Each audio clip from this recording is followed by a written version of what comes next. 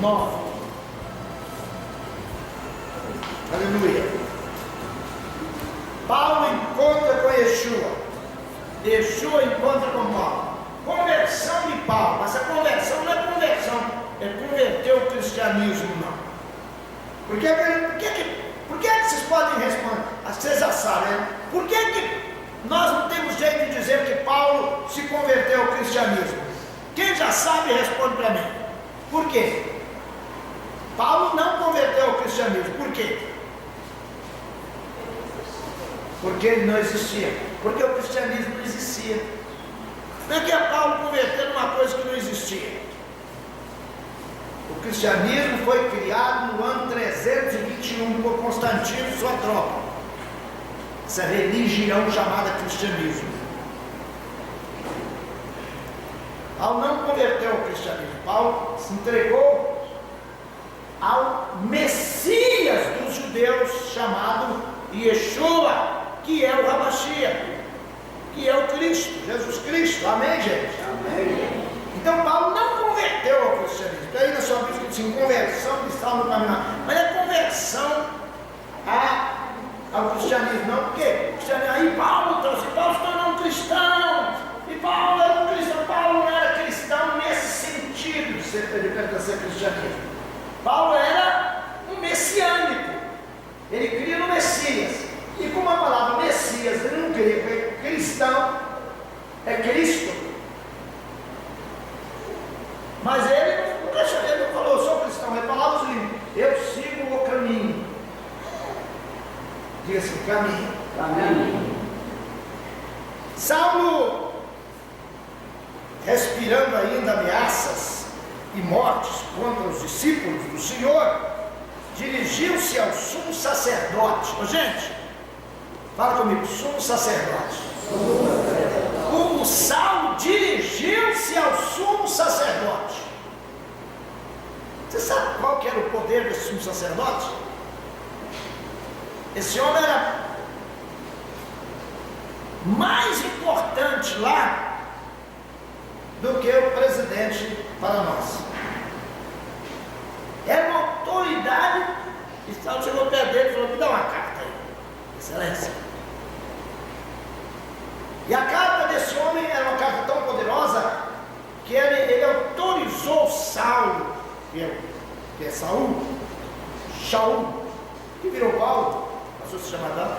Ele, com aquela carta, ele passou a ter o direito de prender os que seguiam a Yeshua em qualquer lugar e trazer preso.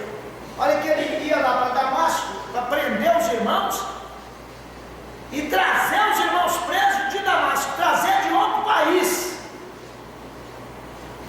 Esses dias agora está vendo que tem uma pessoa presa que era um argentino, foi preso aqui com não sei o quê, e aí esperando para ver fazer extradição. Isso é uma coisa muito difícil, pegar um prisioneiro do país e levar para outro. O Saulo, ele era tão forte, ele era um homem tão alto politicamente, que ele pegou uma carta para tirar e prender. Ele prendia e podia trazer as pessoas de outro país. Você vê o poder que tinha essa carta, o poder que tinha esse homem. Por que eu estou falando isso? Quando fala Paulo assim, você não imagina, eu estou pensando no pastor Aquino, né? Então, era poderosíssimo, irmão. O presidente, esse sumo sacerdote aqui, era muito importante.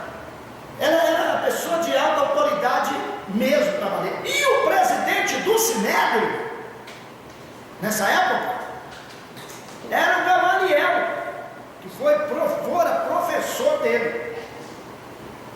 De quem? De Saulo. Então, dando essa introdução, porque eu quero falar exatamente sobre o apóstolo Paulo. Havia em Jerusalém um rabino por nome Shaul. Esse foi encontrado pelo Messias no caminho de Damasco.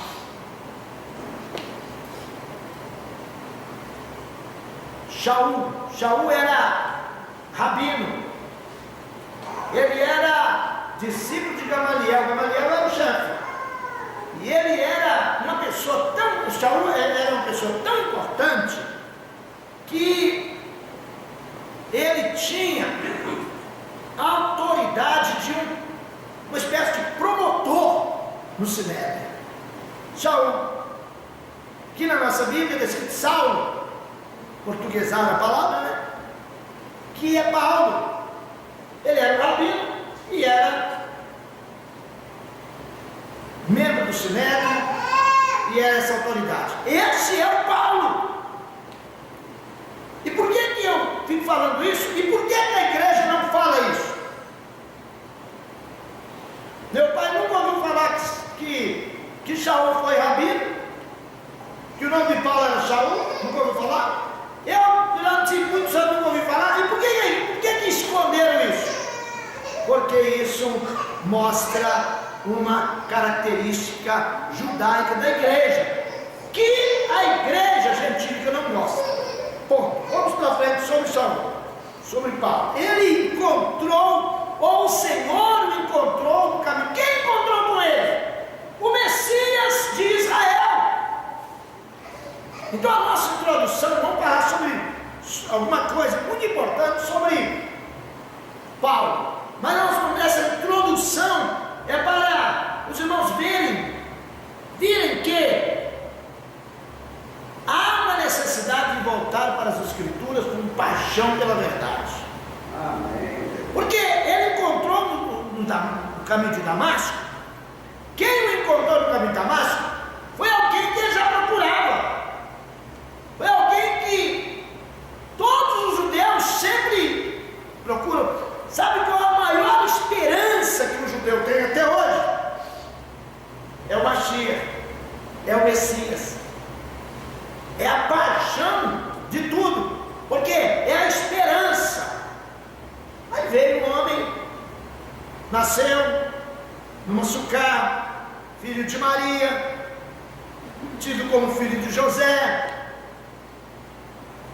foi criado em Nazaré, com seu pai de criação, o carpinteiro José, se tornou carpinteiro aos 30 anos, veio para a Judéia, foi batizado por João Batista, foi para o deserto, orou 40 dias em jejum, voltou de lá, juntou os seus discípulos, fez curas, maravilhas, entregou um sermão diferente de todos que pregaram, assim, dando uma interpretação das Escrituras muito mais profunda. E mudou a vida de muito, ressuscitou mortos, curou leprosos, fez proezas, foi morto e ressuscitou. Mas eles não acreditavam que ele fosse o Messias. Por quê? Porque eles esperavam o Messias que ia trazer paz ao mundo. E ele falou assim: eu penso que trazer paz.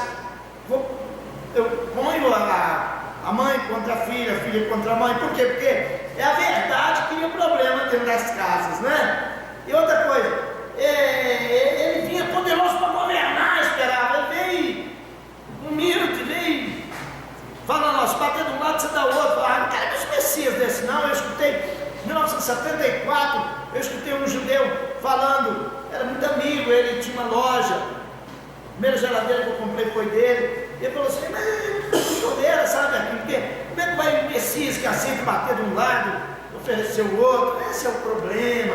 Eu não tinha respostas, todas, ainda não tenho. Mas eu estou querendo enfatizar a vocês que Israel sempre esperou o Messias. E o Saul não acreditava que ele fosse o Messias. É por isso que ele matava aqueles que falavam que era o Messias. Mentiroso, não é o Messias, coisa nenhuma não. Isso é um falso Messias. Vocês estão nos enganando. Roubaram o corpo dele lá no túmulo. Agora está dizendo que ele ressuscitou. Que nada. E matou muitos irmãos. Irmão, sabe onde é que ele prendia os irmãos? Nas sinagogas. Por que ele prendia os irmãos nas sinagogas? Por quê? Os irmãos se convertiam, as pessoas se convertiam, entregavam a Yeshua, mas continuavam na sinagoga. Por quê? Não era uma nova religião. Yeshua não criou uma nova religião. Continuavam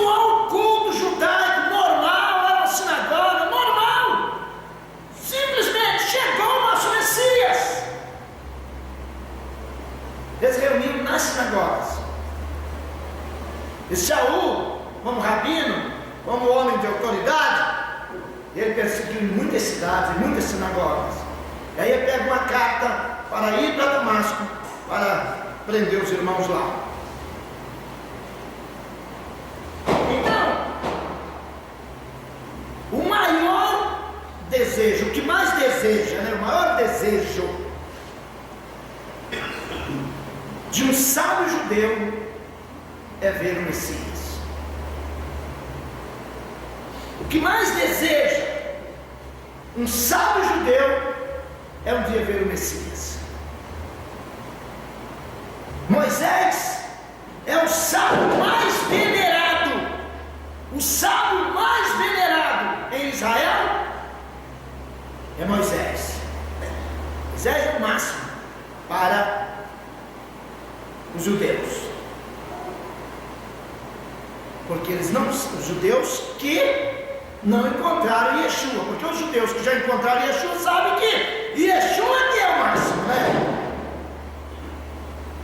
Moisés desejou ver Yeshua, só que ele chamou Yeshua de um caminho, chamou Mashiach de um caminho.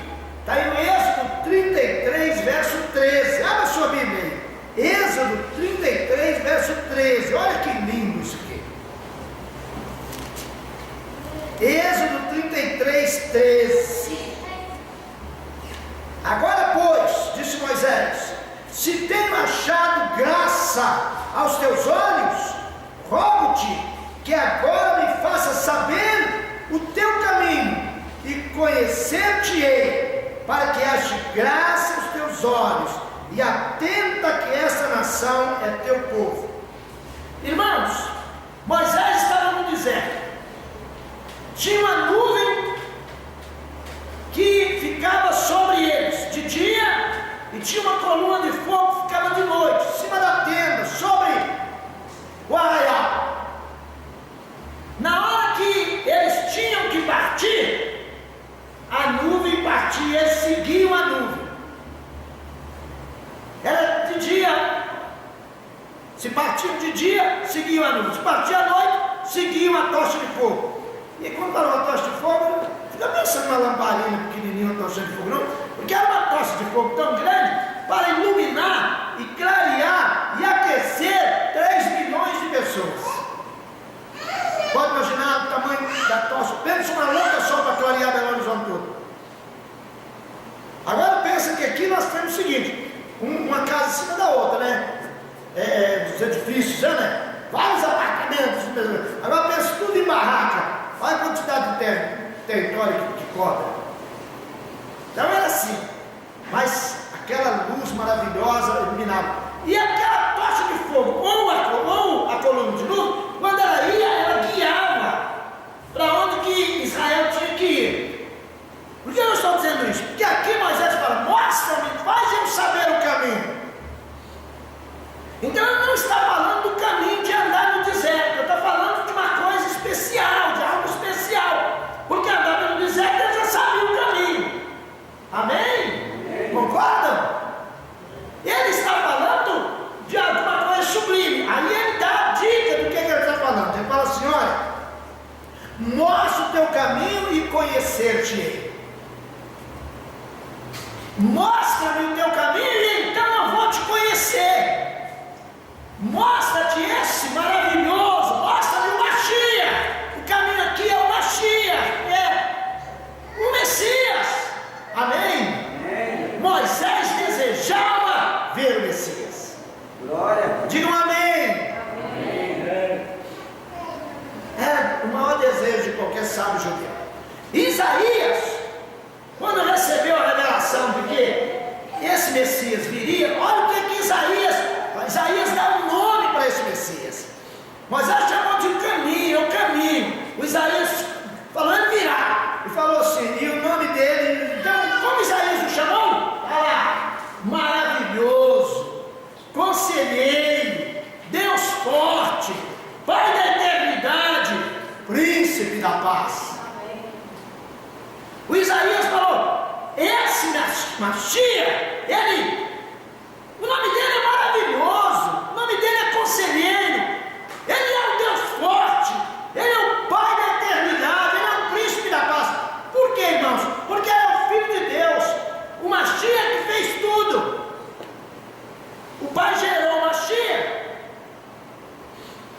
Messias, gerou Cristo, né? Gerou. Tu és meu filho, eu hoje te gerei, disse Deus. E deu a ele autoridade para ele fazer as coisas. O filho sendo gerado, o filho criou as outras coisas com a ordem do Pai. Posso ouvir amém? Amém. Por isso que ele é maravilhoso, é conceito, por isso que ele é Deus forte, porque é o Filho de Deus, amém? Amém. O Filho de Deus, Deus forte. Tanto é, que falou que o nome dele será Emmanuel, que é Deus conosco, outro profeta falou. Mas vamos para frente, né? Nós estamos falando aqui que a paixão do judeu era encontrar o Mashiach. Então, eu pergunto para você, o Rabino Shaul, qual que era a paixão do Rabino Shaul? O que mais o Rabino Shaul tinha vontade de encontrar? A quem mais ele desejava encontrar? O Mashiach, o Messias, o Filho de Deus, o que foi prometido. Bendito seja o Senhor. Quando o Senhor nosso Deus falou em Gênesis capítulo 3, versículo 15: porém, inimizade entre ti e a mulher, entre a tua semente, do teu descendente e o seu descendente, e o descendente da mulher vai te ferir a cabeça, disse Deus para a serpente.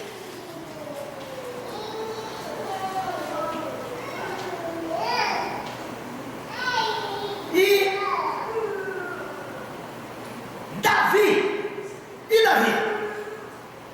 Davi escutou a voz do Mashiach um dia.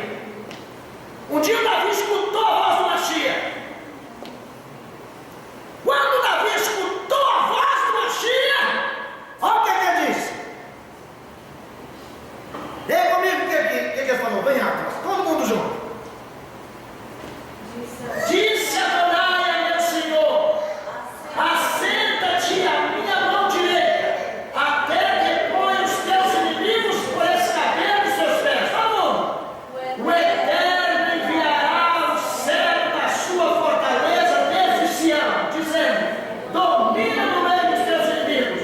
O teu povo será muito voluntário no dia do teu poder. Os ornamentos de santidade, desde a margem da alva, tu tens o orvalho da tua mocidade. Jurou eterno, não se arrependerá. Tu és o sacerdote eterno, segundo a ordem de Melquisedeque. O Senhor, à tua direita, ferirá os reis no dia da sua ira. Julgará os gentios, tudo encherá de corpos mortos, ferirá as cabeças de muitos países. Quando o Davi teve a visão do Mashiach e ouviu a voz, ele falou assim: disse Adonai, disse, na sua Bíblia está escrito, disse o Senhor ao meu Senhor. Mas lá no original está escrito assim: disse. E o de rei, vav rei, 4 letras que não tem som, que não é acompanhado com vogal, porque é o nome eterno. Disse o Senhor ao meu Senhor: assenta-te à minha direita até que põe os teus inimigos. Quando Davi ouviu a voz do Mashiach, ele começou a profetizar e compôs um hino. E Yeshua um dia perguntou assim: de quem que é filho o Mashiach? De quem que é filho o Messias? Eles falaram assim: de Davi. Ele falou: como é que ele pode ser filho de Davi, se Davi o chama de Senhor? A Bíblia é assim, a Bíblia tem umas coisas bonitas, não é pegadinha não, tá? Sabe por que Deus fez desse jeito? Sabe para que Deus fez desse jeito? Para que nós pesquisemos.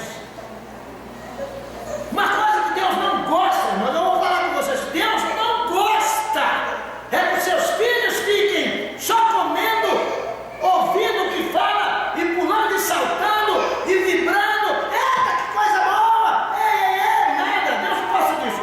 Deus quer que o seu povo estude a sua palavra.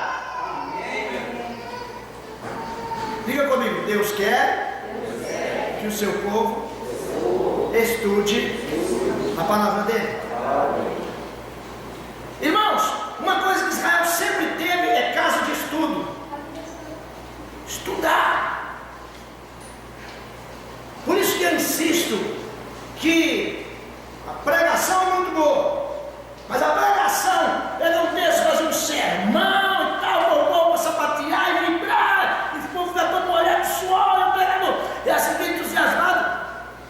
não traz a riqueza que o povo precisa. Você precisa de estudar a palavra. Por isso, é Bíblia na mão, um caderno também, e anotando.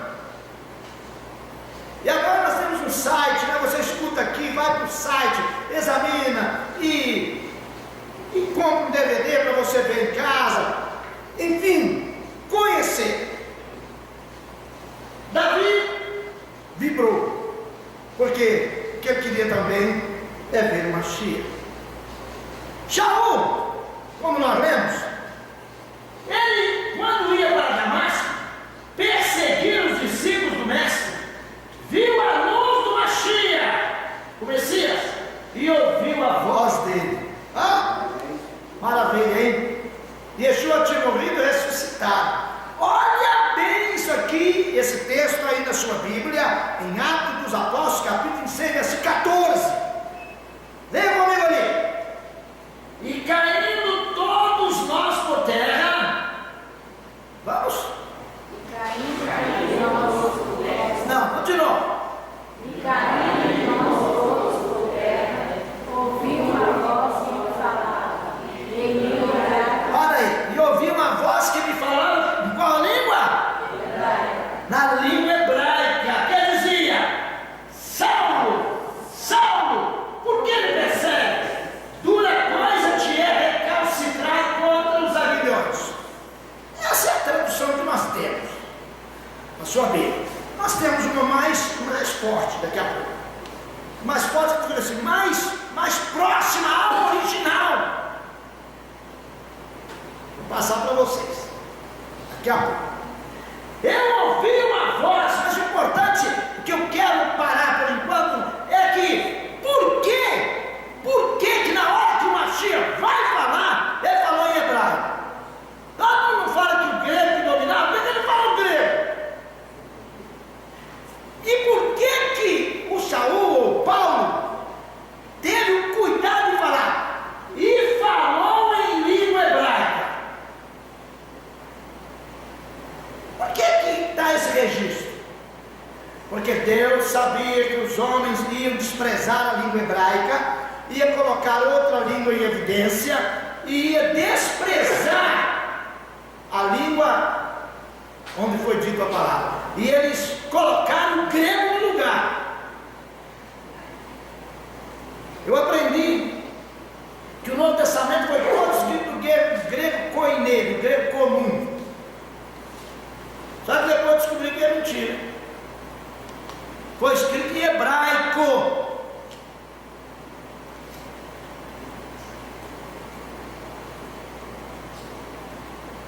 Agora nós vamos ler os detalhes. Eu quero que vocês leiam comigo. Os detalhes.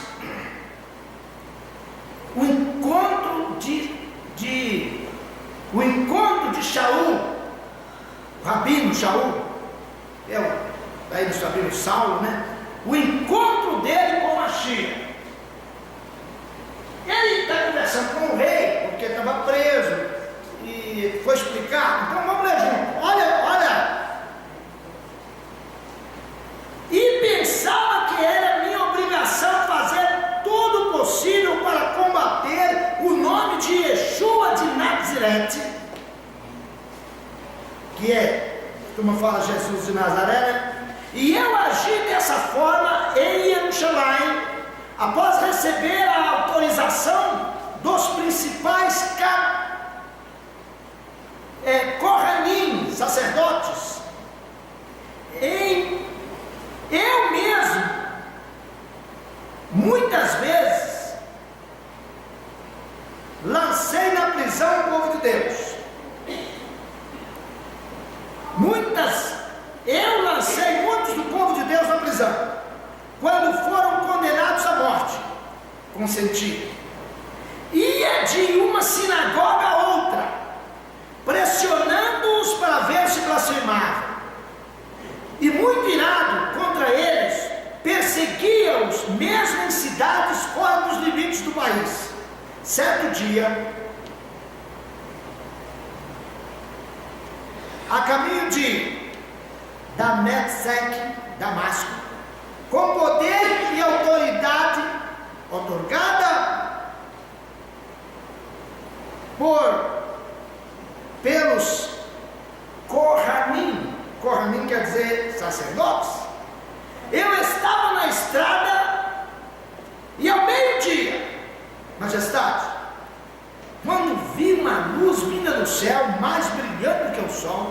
envolvendo a mim e os meus companheiros de viagem. Então ouvi a voz dizer em hebraico: Shaul, Shaul, por que você continua a me perseguir? Será muito doloroso você chutar os aguilhões de bois. Então o que é aguilhão de boi? Aguilhão de boi, eles pegam um pau com um ferro na ponta para tocar. Vocês vão chutar isso aqui, chutar esse aguilhão? Oh, é isso. Toda coisa é recalcitrar, né? Eles vão recalcitrar contra os aguilhões, mas no original, quando você vai entender, oh, você está querendo chutar os aguilhões de boi, está pensando que você pode chutar essa ponta de ferro?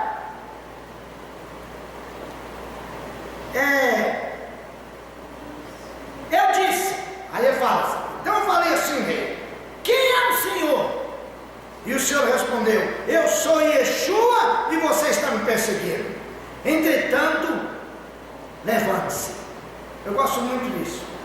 Entretanto, levante-se. Eu sou Yeshua, você está me perseguindo, mas se levante. Mesmo que a pessoa está fora do caminho, quando ele tem um encontro com Deus, Deus fala assim, se levante, amém?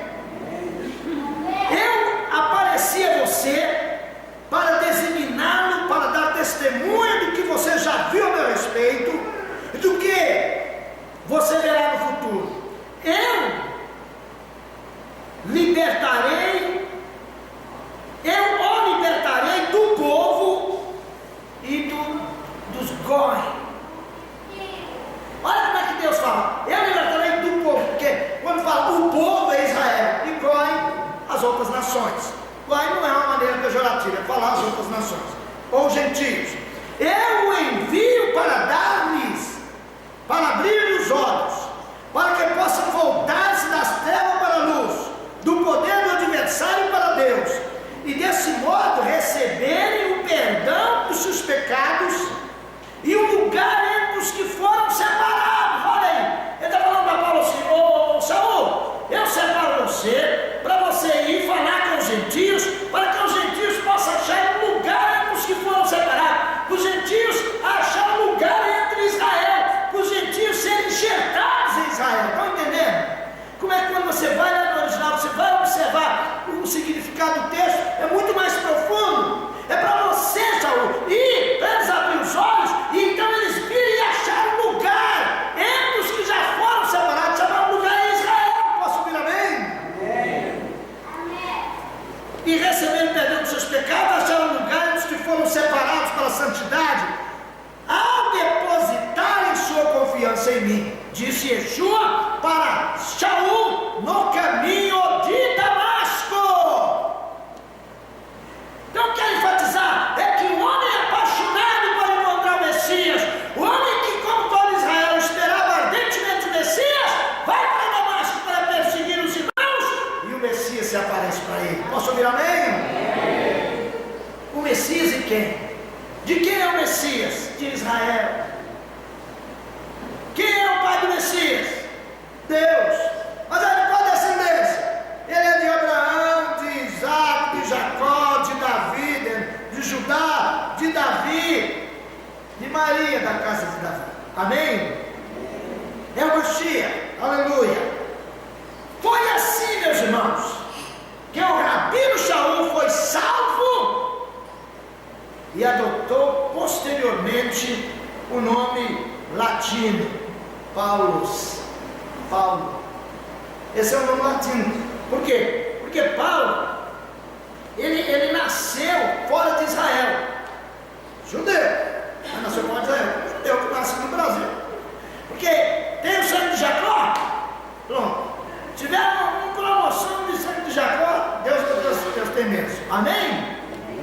Posso ouvir amém? Amém. É a promessa. Mas ele adotou o nome de Paulo porque tinha esse nome também fora. Esse nome latino,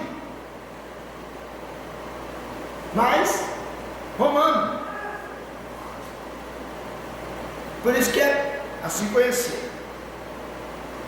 Nós temos essa breve introdução para falar sobre Shaul, como Yeshua encontrou com ele. porque eu quero falar agora sobre Atos dos Apóstolos, capítulos 27 e 28. Aí você fala, meu Deus, então vem 2 capítulos, até agora já está bom, mas agora vamos estudar 2 capítulos. É a palavra, irmãos. Vamos para frente, né? Porque agora vamos estudar. Esse homem, vamos estudar o quê? A obra desse homem. Esse homem teve um encontro com o Senhor. Porque se você teve um encontro com Deus, Deus tem uma obra para fazer na sua vida, e você tem uma obra para fazer na vida de Deus. Amém? Porque você e Deus ficam ligados. Você pode ser filho. Deus quer usar você, e você tem que usar o poder de Deus. Deus quer que você trabalhe para Ele. Esse homem tinha uma paixão, um desejo ardente, que veio o Mashiach. Quando ele descobriu que Yeshua é o Mashiach, que Yeshua é o Cristo, que Yeshua é o Salvador, ele se apaixonou. Um dia falou assim, para mim, o que era lucro, eu reputei por perda. Reputei como se fosse coisa sem valor. Apesar de ser muito grande, eu não levei muito em conta, porque eu descobri que o Mashiach é muito maior. Sabe o que era lucro que ele está falando? Porque ele era um homem discípulo. Sabe de quem que Shaul era discípulo? Ele era discípulo de Gamaliel. Quem é esse Gamaliel? Gamaliel, irmãos, ele era neto de um dos homens mais cultos de Israel. Fundou uma escola de ensino que mudou a história de Israel, Hillel. E o professor de Shaul era Gamaliel, que era o presidente do Sinédrio, que era um homem muito alto. Então, sem dúvida, Shaul estava sendo preparado para ser o rabino-chefe, presidente do Sinédrio futuramente. Ser assim uma espécie de chefe, todos os rabinos se tornaram uma autoridade dentro de Israel. E ele falou que era para mim lucro, eu reputei por perda, por amor a Mashiach, por amor ao Senhor.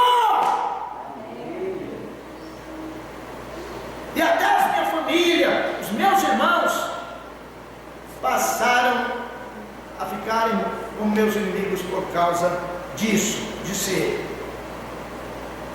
Muito bem, eu quero mostrar para vocês que esse homem se tornou um pregador. Ele se tornou um pregador muito forte, por causa disso foi preso. Ele se tornou um homem muito abençoado. Olha a sua Bíblia agora, em Atos capítulo 27, que você vai ver, não dá para estudar o livro de Paulo assim, né? É só dar uma olhada na viagem dele em direção a Roma. Porque ele foi para Roma, não porque ele gostava de Roma. Ele foi para Roma, não porque ele estava doido para ir para Roma, porque lá era rico. Ele foi para Roma preso. Porque quando ele foi preso em Jerusalém, eles quiseram matá-lo. Quando ele viu que eles iam matá-lo, ele era um homem muito esperto, muito inteligente, ele usou o poder político que ele tinha. Ele falou, eu estou aqui sendo julgado nesse tribunal, e esse tribunal aqui pertence a Roma, porque vocês são autoridade de Roma. Portanto, ó rei, eu apelo para Roma, eu apelo para César, exijo, quero ser julgado no Supremo Tribunal, diante de César.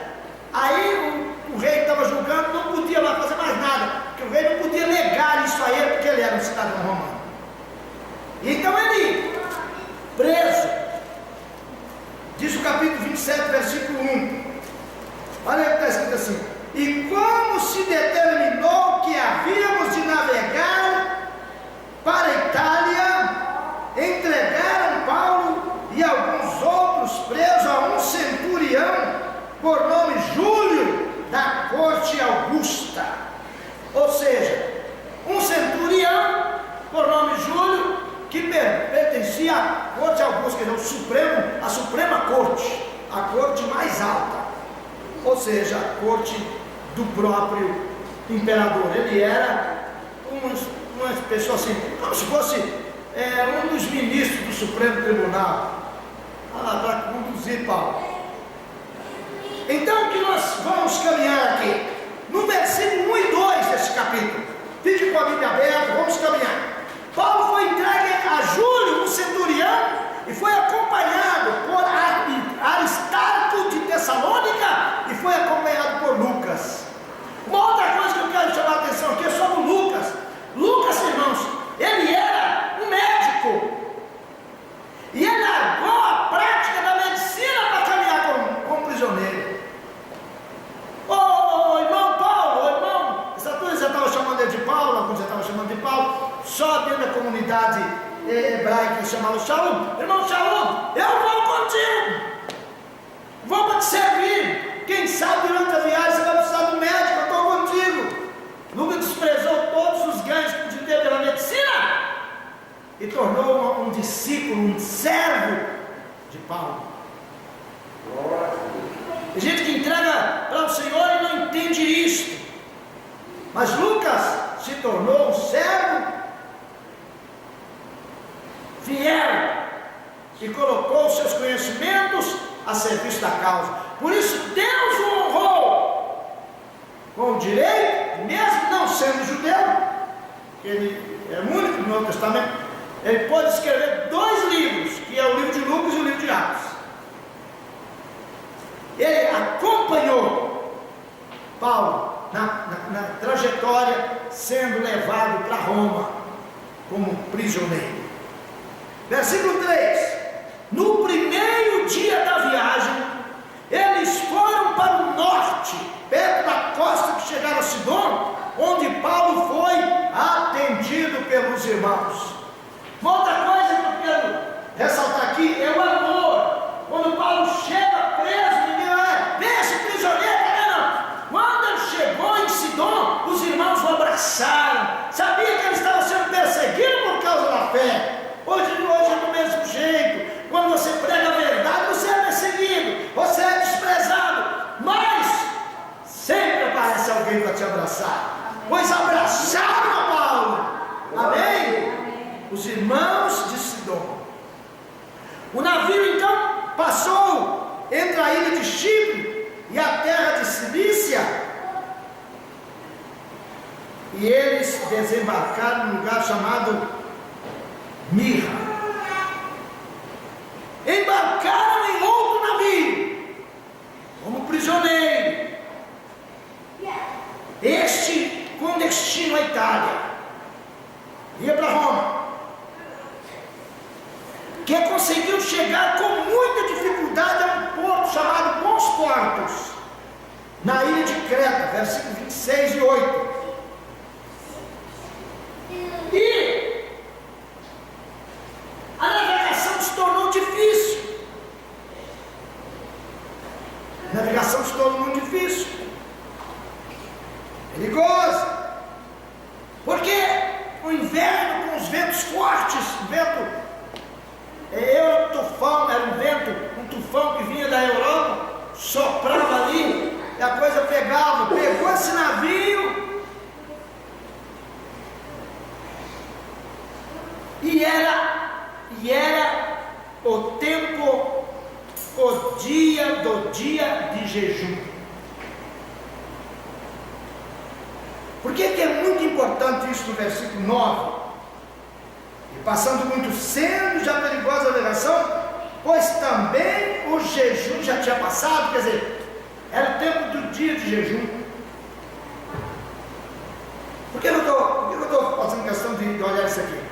O que quer dizer o dia de jejum? Yom Kippur. É para mostrar para a igreja que Paulo e Lucas e os demais irmãos juntos e toda a igreja celebrava a festa chamada Yom Kippur, dia do jejum. E Lucas faz questão de mencionar aqui, se Deus fez que Lucas registrasse aqui, para que hoje nós, quando estudássemos, soubéssemos que eles faziam as festas do Senhor. Um dia de jejum. Pode jejuar qualquer dia? Pode, mas tem um dia de 24 horas de jejum que Deus mandou fazer, confessar os pecados nesse dia. É um dia especial que Deus determinou. Ah, mas era antigamente, tempo da lei. Não existe negócio de tempo da lei, nem tempo da graça, não. O tempo do Senhor é eterno com Ele, e o nosso tempo é o tempo da presença do Senhor. Deus que nos criou, Ele quer manter comunhão criaram uma ideia de dispensação para falar, é daqui até ali, dali até aqui, e vai então, até aqui era assim, agora é assim. Essa coisa toda foi engenhocada por homens, na verdade, para tirar-nos da essência da verdade. Na verdade, tirar da essência da verdade, ficou meio redundante, mas o propósito foi esse. Já tinha passado aquele dia de jejum. Esse dia especial foi observado no mês de outubro. É capítulo 27, verso 9. Na sua tela aí vai ser consertado. Capítulo 2, não, capítulo 27. O centurião tinha que escolher entre o conselho de Paulo. Aí a tempestade começou. Por quê? Veio uma tempestade muito grande. O Paulo deu conselhos para que eles fizessem de uma certa maneira. Paulo era um homem culto, sabia, tinha estudado várias ciências, mas sabia também de navegação. E aí ele tinha o Espírito de Deus nele que dava capacidade para ele dizer o que tinha que ser dito. Um homem cheio de Deus, ele dá uma palavra e muda a situação de uma empresa para a empresa não quebrar. Felizes são os homens, as empresas, empresários, governantes que tem alguém de Deus perto deles. O centurião tinha que escolher entre o conselho de Paulo, um prisioneiro, ou então o conselho dos marinheiros. Ele rejeitou o aviso de Paulo e decidiu continuar, porque Paulo falou, vamos ficar quieto aqui, é melhor parar, é melhor porque não vai dar certo, se for esse navio vai se quebrar. Mas o marinheiro falou, não, nós conhecemos, a gente consegue. O apóstolo Paulo, mesmo preso, mesmo como prisioneiro, ele sendo levado para ser julgado, ele tinha mais sabedoria do que todos os marinheiros, porque tinha sobre ele a unção do Altíssimo. Amém. Mas o centurião, para não criar problema, entendeu? O prisioneiro preferiu atender os marinheiros. Está aí na sua Bíblia, verso 9 a 12. Rejeitou o aviso de Paulo, porque Paulo falou, olha, é melhor ficar quieto. Isso tem uma lição para nós. Nós temos que aprender a ouvir a voz de Deus. Temos que aprender a ouvir o que Deus está falando conosco. Temos que prestar atenção, porque dá uma onda, vamos que vamos. Aí Deus fala, para, vai buscar, vai ler a palavra, porque nessa tempestade de tantos ventos de doutrinas que tem perturbado a igreja, é hora de parar para estudar e saber a verdade. Mas não, mas vamos fazer movimentos, vamos fazer grandes movimentos, vamos encher os estados, fazer cantores, fazer movimento. Não, peraí, vamos parar para estudar a palavra. Há momento que é hora de parar para evitar tragédia. Eles continuaram perto da costa de Creta, uma ilha, até que o vento forte levou o navio para o sul, em direção da África. O livro de Atos mostra o mapa todinho, E o navio está sendo despedaçado, vento forte, e o que eles começaram a jogar as coisas fora? Versículo 16 a 19. Começaram a pegar as cargas e jogar fora. Jogaram as cargas fora.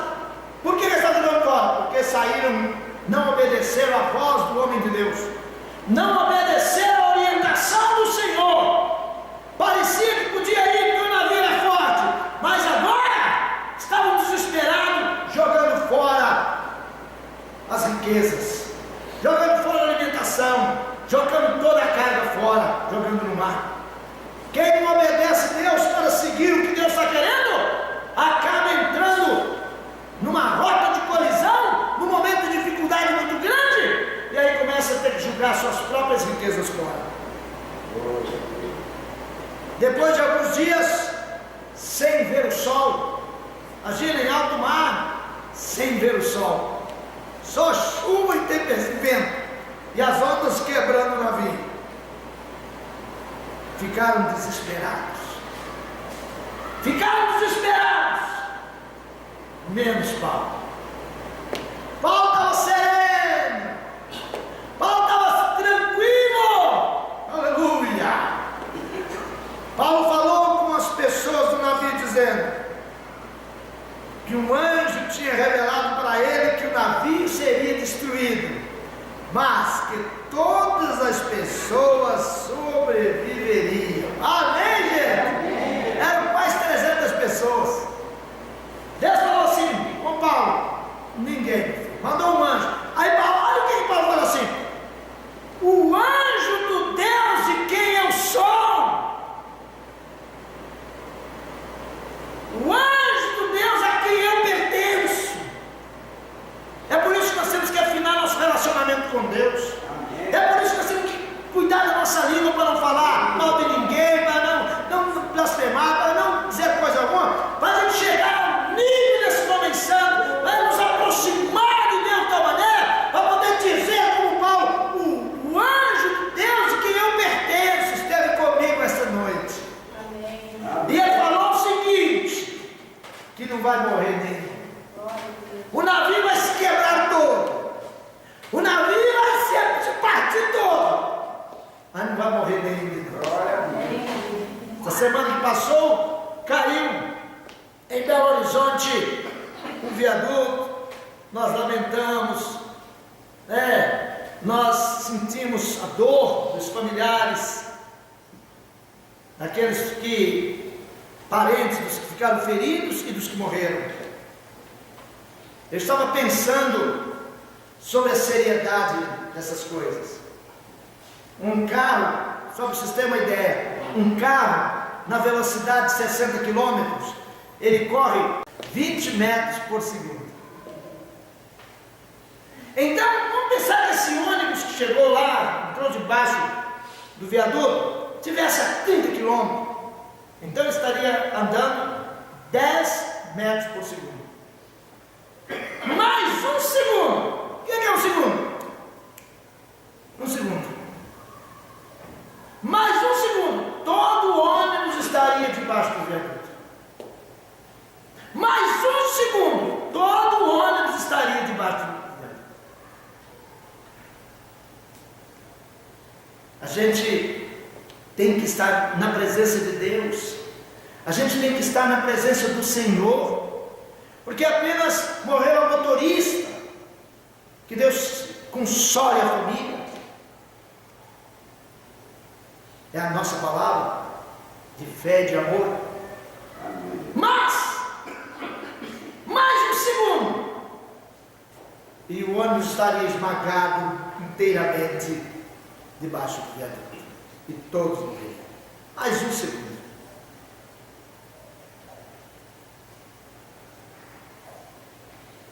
Nós temos que estar atentos e andar no relacionamento com Deus, porque com frações de segundo podemos perder nossa vida, com frações de segundo podem acontecer coisas terríveis, mas se nós estivermos bem afinados com Deus, Deus comunica conosco as coisas e nos guia. Paulo estava no navio, o vento quebrando tudo, 14 dias sem comer, o povo não comia, não vai comer, todo mundo já estava se sentindo morto, estava vivendo, já morremos mesmo, acabou a esperança. Mas o Paulo teve a visão de Deus, o anjo do Senhor chegou para ele e disse assim: olha, estou dando, o Senhor diz, estou dando para você todas as pessoas. É assim que diz o texto: estou dando a você todas essas pessoas. Ou seja, por causa de você, esse navio vai despedaçar, mas não vai morrer nenhuma pessoa, por causa de você. Estou dando para você. Nós temos que entrar na presença de Deus de tal maneira que, por causa de nós, a nossa rua é abençoada, por causa de nós, o nosso bairro é abençoado, por causa de nossa vida, nossa cidade é abençoada, por causa de nosso viver, nosso país seja abençoado, por causa de você, a empresa onde você trabalha é abençoar. Deus falou isso para Paulo: ninguém vai morrer, estou dando essas pessoas a você. Aleluia! Ele fica tão animado que ele pega um pedaço de pão e começa a comer na frente de todo mundo. Já tinha passado o jejum. Por isso que está escrito que tinha passado o jejum. Porque se fosse de jejum, ele não comeria. Esse registro tinha passado o jejum. É uma dica do Espírito Santo de Deus, do Espírito Eterno, dizendo o seguinte: eles, a igreja do primeiro século, festejavam, guardavam, reverenciavam e cumpriam o mandamento do jejum ordenado pelo Senhor, que é Yom Kippur, que é o dia do perdão. Aí fala: não, nós já temos Jesus, já perdoamos. Mas o que Deus manda fazer, tem que fazer, não tem que ficar questionando, não. O Lucas faz questão de dizer assim, que tinha passado. Quer dizer, Paulo, que se fosse o dia do jejum, ele não comeria. Aí ele pega e come o pão na frente de todo mundo, dizendo: coma, gente! Ninguém vai morrer, não. Digam graças a Deus. É assim, você é essa pessoa. É isso que Deus quer fazer com você. Amém. Deus quer que você faça a diferença levando a bênção. Amém. Louvado seja o nome do Senhor. Paulo falou com as pessoas assim: olha, fiquem tranquilos. Fiquem tranquilos. Sofreram, não? Depois de 2 semanas, os marinheiros perceberam que estavam chegando perto da terra. Começaram a medir a profundidade. Primeiro mediram 20 braças. Uma braça é mais ou menos 2 metros. Passou um pouquinho mais, mediu de novo 15 braças.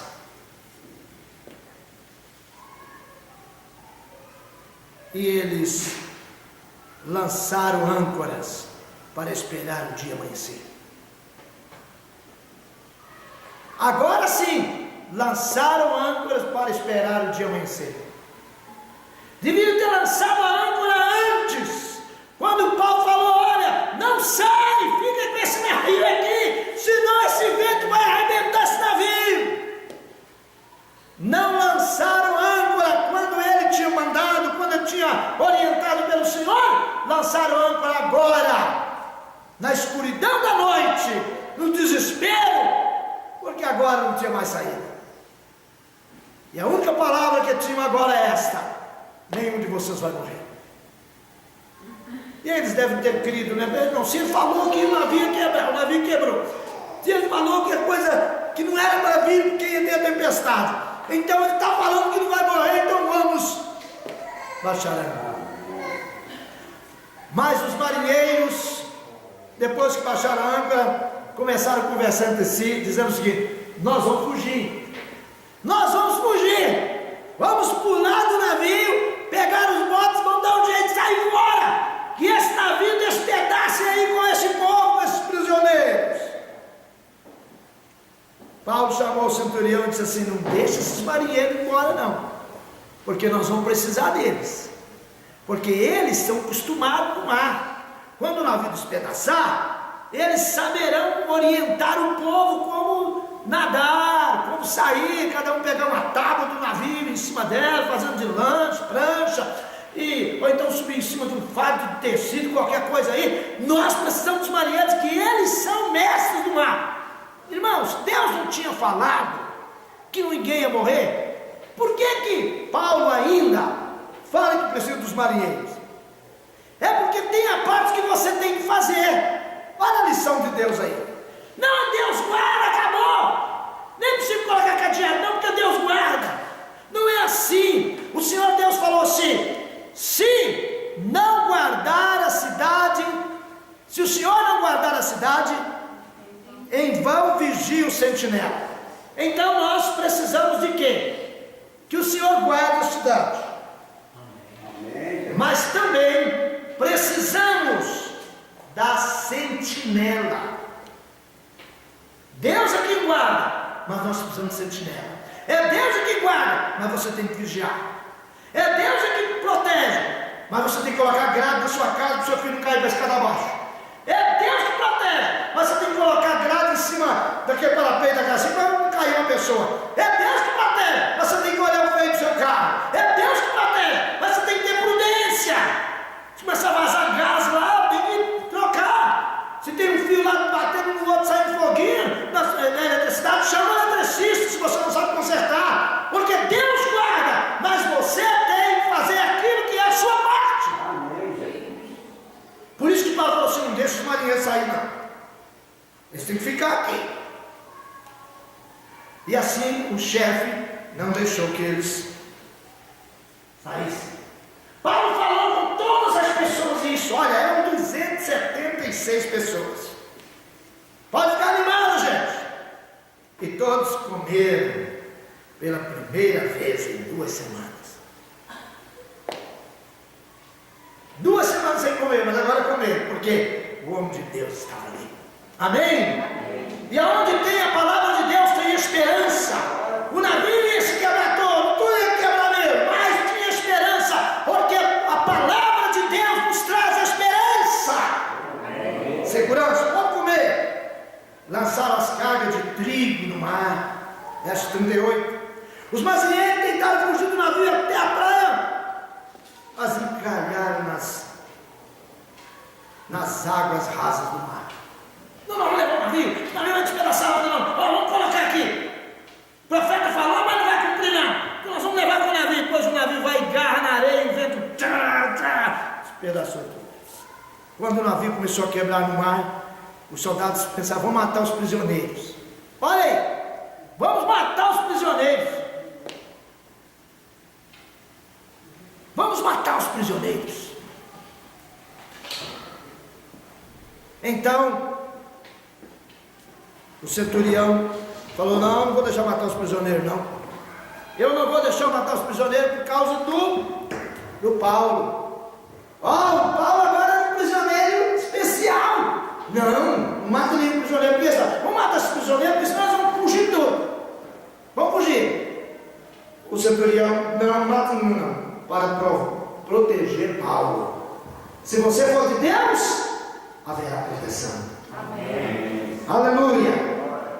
Todos chegaram vivos à terra, exatamente como Paulo tinha profetizado. Posso ver? Amém?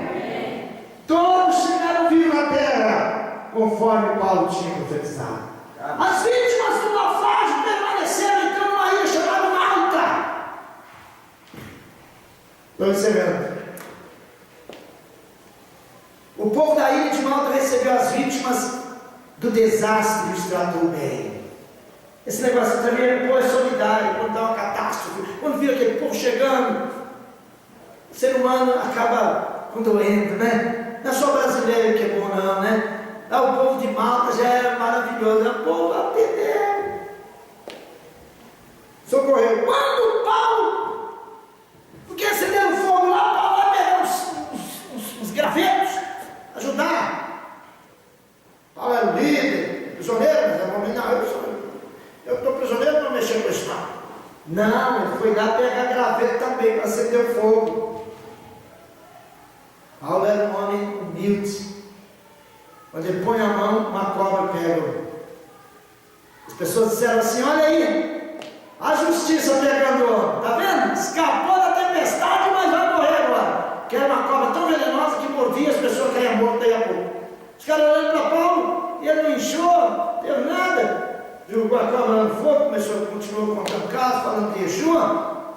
E aí as pessoas viram assim: isso não é homem, não, isso é um Deus. É interessante, né, gente? Quando eles viram que ele não morreu, mudaram de opinião. Essa passagem ilustra a promessa feita por Jesus, né? Yeshua. E pegarão serpentes e elas não farão mal a vocês. Marcos capítulo 16, 17 a 20. É claro que os milagres que aconteceram com Paulo podem acontecer conosco hoje. Publio, o homem principal, e se eu tivesse o prefeito daquela ilha, hospedou Paulo. Esse homem que cobra morre dele, não morre. Esse homem que me contaram que ele profetizou lá no navio. Esse homem que, essa história toda que o centurião está contando dele aqui, eu quero que você venha hospedar na minha casa. O Paulo foi hospedado na casa do na ilha, na cidade de Malta, na ilha de Malta. Tem uma cidade lá. Deus, quando está com a pessoa, acaba as bênçãos chegando para ele. Amém. O que Paulo fez? Curou o pai do homem. Estava doente o homem, o pai dele, ruim. E curou outras pessoas também. Houve muitas curas lá. Aonde você estiver com Deus, haverá milagre, haverá bênção. Mesmo que você estiver sendo perseguido, mesmo que estiver falando mal de você, mesmo preso por tantas coisas, a glória de Deus sobre você vai fazer sair de sua vida um chão para a cura das pessoas. Por Deus. E finalmente chega em Roma. Finalmente ele chega em Roma. O povo dele de Malta recebe, fica bom, mas ele tinha que ir. Depois de invernar em Malta, eles embarcaram num outro navio, porque tinha despedaçado, foi para Roma. Pararam por 3 dias em Siracusa, na Cilícia. Depois foram para Régio, é do sul da Itália. Então chegaram em Puteoli, onde desembarcaram e ficaram uma semana com os irmãos. Olha que tinha irmãos em todo lugar, amém? Já tinha crentes em Yeshua em muitos lugares, e esses eram quase todos judeus, eram irmãos crentes em Yeshua, tinha também alguns gentios. Alguns crentes de Roma foram até a praça de Ápio e as 3 vendas. Um lugar lá que chamava 3 vendas, né? Igual nós temos aqui a venda nova, não tem venda nova, tinha um lugar chamado 3 vendas, para encontrar Paulo. E eles o acompanharam até Roma. E foi permitido que Paulo morasse numa casa alugada, com um soldado guardando. Paulo era um prisioneiro especial, ele não foi para a cadeia assim de imediato, não. Foi para uma casa, ele alugou uma casa, e claro, ficava lá um soldado vigiando. E meus irmãos, Paulo, isso aqui eu quero que vocês prestem muita atenção nisso. No capítulo 28, que nós estamos olhando agora, versículo 17 a 22, Paulo convoca os líderes judeus em Roma e explica para eles por que estava preso. E um grande número de judeus, verso 23, se reuniu na casa de Paulo. Por que é importante isso? Por que Lucas fala que um grande número de judeus?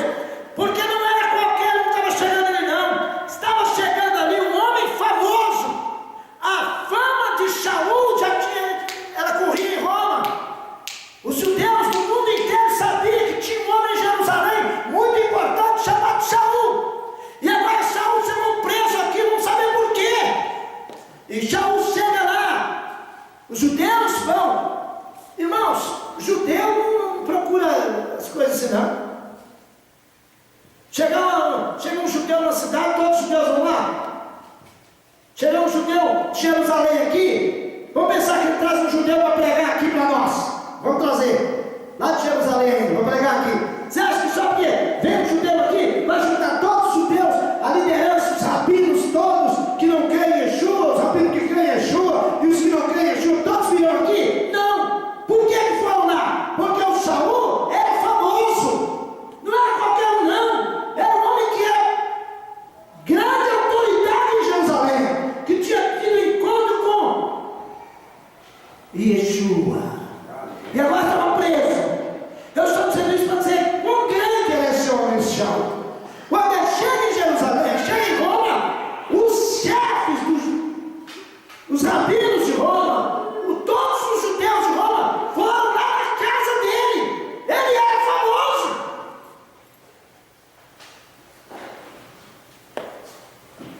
E lá ele prega, alguns creem, outros não. Paulo continuou por 2 anos como prisioneiro em Roma, mas com liberdade para pregar e ensinar sobre Yeshua em sua casa. Amém, Jesus.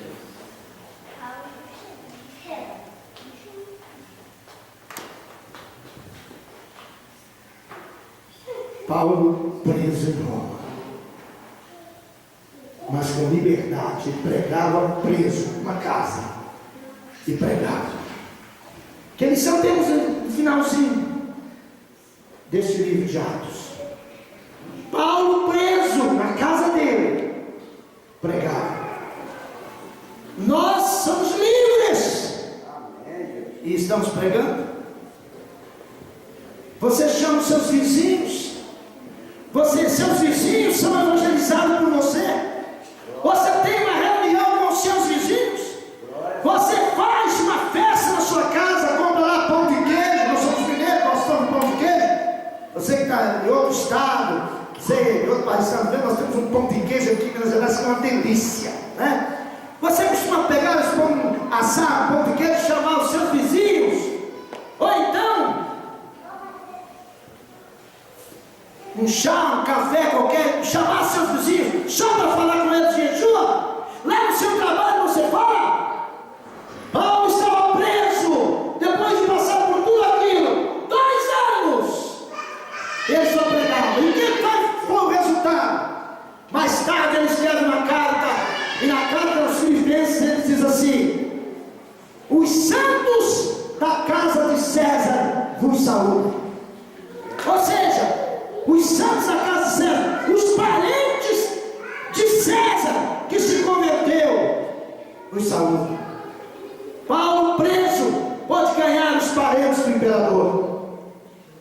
Que Deus nos ajude a honrar o eterno como este homem honrou. Que Deus nos ajude a dar testemunho dessa verdade e cumprir as ordenanças do Senhor. Amém. E que sobre todos nós venha a bênção do eterno. E quem deseja, diga amém. Amém. E que Deus te abençoe.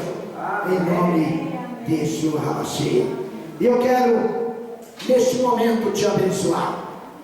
Aleluia. E declarar sobre você a bênção do Senhor.